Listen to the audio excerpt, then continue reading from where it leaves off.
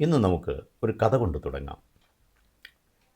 വിശ്വാസികൾ ഓർമ്മിക്കേണ്ടത് എന്ന PMA ഗഫൂറിൻ്റെ പുസ്തകത്തിൽ ഒരു ബേക്കറിക്കാരൻ്റെ കഥ പറയുന്നുണ്ട്.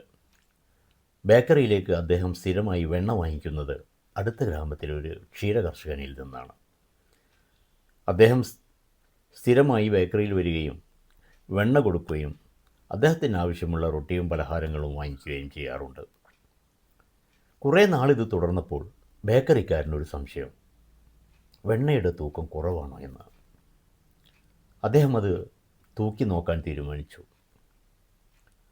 നോക്കിയപ്പോൾ അദ്ദേഹത്തിൻ്റെ സംശയം ശരിയായിരുന്നു. വെണ്ണയുടെ തൂക്കം കുറവാണ്. സ്ഥിരമായി എനിക്ക് വെണ്ണ തരുന്ന ഈ കർഷകൻ വിശ്വാസവഞ്ചന ചെയ്യുകയാണോ എന്ന് കരുതി അദ്ദേഹം ന്യായാധിപൻ്റെ അടുത്തേക്ക് പരാതിയുമായി പോയി. ന്യായാധിപൻ രണ്ടുപേരെയും വിളിച്ചു വരുത്തി. ക്ഷീരകർഷകനോട് അദ്ദേഹം ചോദിച്ചു, നിങ്ങൾ എങ്ങനെയാണ് വെണ്ണ തൂക്കുന്നത്? നിങ്ങൾക്ക് ത്രാസുണ്ടോ? അപ്പോൾ അദ്ദേഹം പറഞ്ഞു, സാർ എനിക്ക് ത്രാസില്ല, പക്ഷേ ഞാൻ സ്ഥിരമായിട്ട് ഇദ്ദേഹത്തിൻ്റെ കടയിൽ നിന്നാണ് റൊട്ടി വാങ്ങിക്കാറുള്ളത്.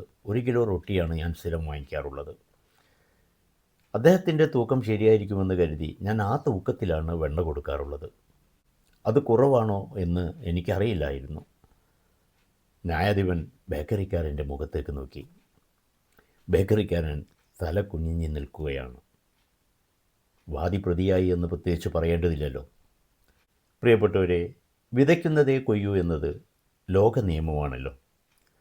നല്ലത് വിതയ്ക്കുക, നന്മ കൊയ്യുക, അർഹതയില്ലാത്തത് ആഗ്രഹിക്കാതിരിക്കുക,